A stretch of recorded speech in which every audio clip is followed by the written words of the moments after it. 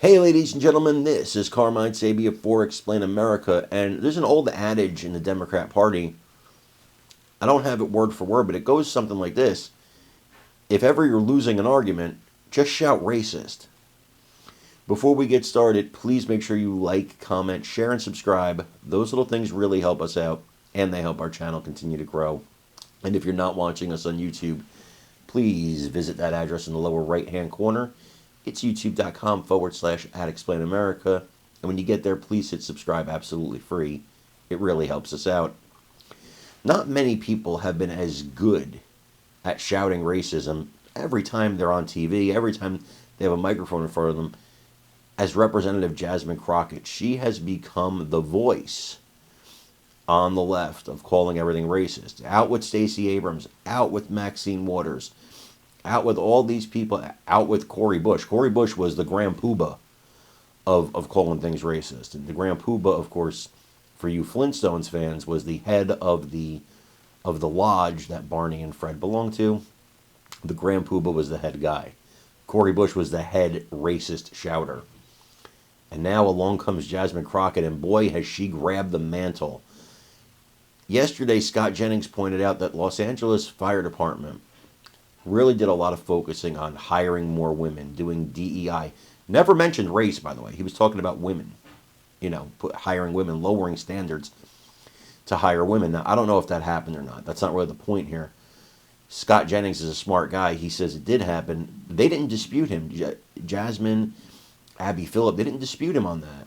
They just started saying it was racist, even though the man had not mentioned race. What I love about Jennings when you watch him, though, is look how cool and calm and collected. He doesn't get caught up with that stuff. He doesn't start, no, I'm not racist. Don't do that. Never defend yourself when you know the person's just making up an accusation because they've lost the argument. Jennings is an expert at that. I want you to watch this video. Watch this meltdown. And then let me know what you think in the comments. Have impacts on real people's lives. And they signal priorities, because also in California, you might have recall a news story from last year. There was some interest in the fire departments and the firefighters in California, and the interest was that there were too many white men who were firefighters, and we need to have a program in California to make sure we don't have enough white men as firefighters. So we have DEI, we have budget cuts, and yet I'm wondering now, if your house was burning down, how much do you care what color the firefighters are? You can respond, and then listen. I am so tired. You know what? There was an article that just came out that said that actually the most educated demographic in this country right now is black women. So let me be clear. Because you are a woman, or because I know that some of the right has been sharing these photos of the fact that I believe that the fire chief may be a woman or something, that has nothing to do with it. We are looking at qualifications. What diversity, equity, and inclusion has always been about is saying, you know what?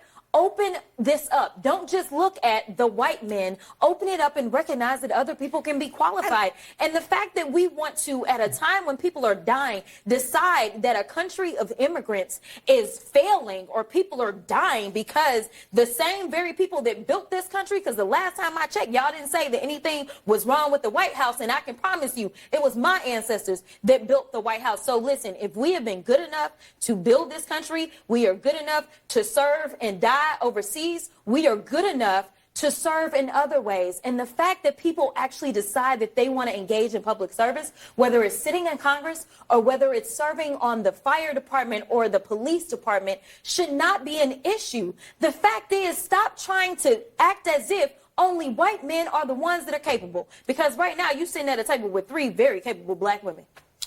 I'm not. I'm just simply saying that as a matter of public policy in California, the main interest in the fire department lately has been in DEI programming and budget cuts, and now we have this massive fire. Are we really? But Scott, are we really blaming the fire department? The people in the LA fire department. No, I'm blaming